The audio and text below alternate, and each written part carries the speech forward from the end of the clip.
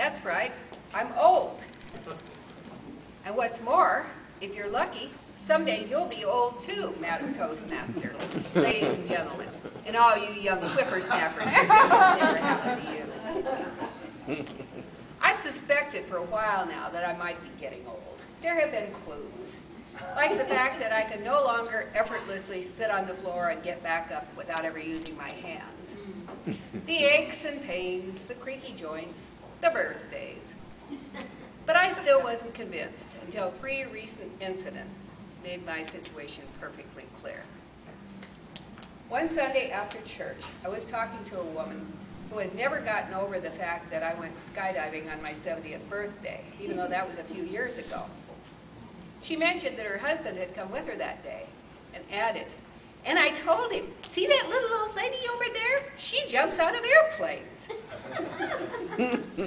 Little old lady? Is she talking about me? A few weeks later, I went to the doctor with a nagging cough. He diagnosed bronchitis, prescribed an antibiotic, and gave me an inhaler, a free sample. When I thanked him, he smiled indulgently and said, "We have to take care of our old folks." Oh. Ouch. There's that O word again. He's definitely talking about me. And finally, at a recent meeting, a fellow Toastmaster mentioned a friend of his and said, "He's really old. He's 72 or 73. All right already. I get the message. I'm not getting old. I'm already there. So now the only question is the one the psychiatrists love to ask. And how do I feel about that? Well, there's no doubt that being old can be a real pain at times. And I mean a real pain. And I don't have the energy, the stamina, or the memory I once had. My memory isn't what it used to be either.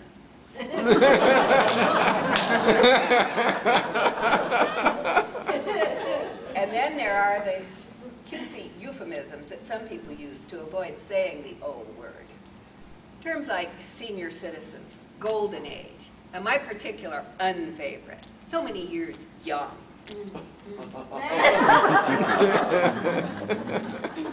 But I don't want to be one of those grumpy old people who go around complaining all the time, starting every other sentence with, "in my day."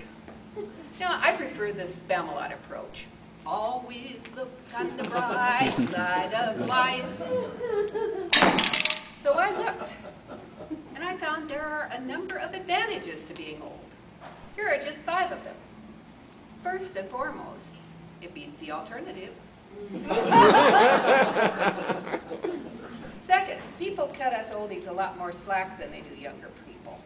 If a young person forgets a friend's name or a loved one's birthday, the forgotten one is hurt, angry, or both.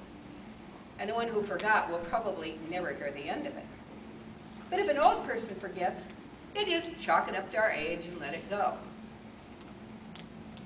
If a young person is asked to do something and responds, "I'm sorry, I really don't feel I can take on anything more right now," chances are very good the person asking is going to argue and try to pressure or guilt them into saying yes. But if an old person gives that response, it's accepted as the truth it is. Third, people want to help us. The last couple times I've flown somewhere, when I started to lift up my carry-on bag, someone has put it in the overhead bin for me. People offer to carry things for me. Sometimes they let me go ahead of them in the line. Boy Scouts help me across the street, whether or not I want to go. Well, okay, that hasn't happened yet. At least, not that I can remember. Fourth, people applaud us just for having lived a long time. You probably noticed on a TV show, if an old person's age is mentioned, everyone applauds. And the older they are, the louder the applause. Once we reach 80, we can get a birthday greeting signed by the president, even if we didn't vote for him. And if an old person actually does something, people are awestruck. Your mother was 80 when she moved from California to Alaska? You went to Australia all alone? You weren't even on a cruise or a tour? If a 30-year-old jumps out of a perfectly good airplane, people say, what's the matter with you? Are you out of your cotton-picking mind? If a 70-year-old does it, they say, wow, you're so brave. And fifth, we get discounts. Lots and lots of lovely discounts. Movie theaters, museums, and amusement parks let us in for a lot less than younger adults have to pay. Many hotels and even some airlines give us discounts. Restaurants have special low-price menus for us. I've gotten discounts from a veterinarian, a plumber, and an electrician. When I took my cat to the groomer, I noticed that the bill was for considerably less than the price I'd been quoted over the phone. When she saw my surprise, she said, I gave you a discount because you're young. Of course, that brings me back to the euphemisms. Make a deal with you. Go ahead, call me a senior citizen, or even a golden ager if you must. But whatever you do, please, don't call me 73 years young. I'm 73 years old. And I'm loving it.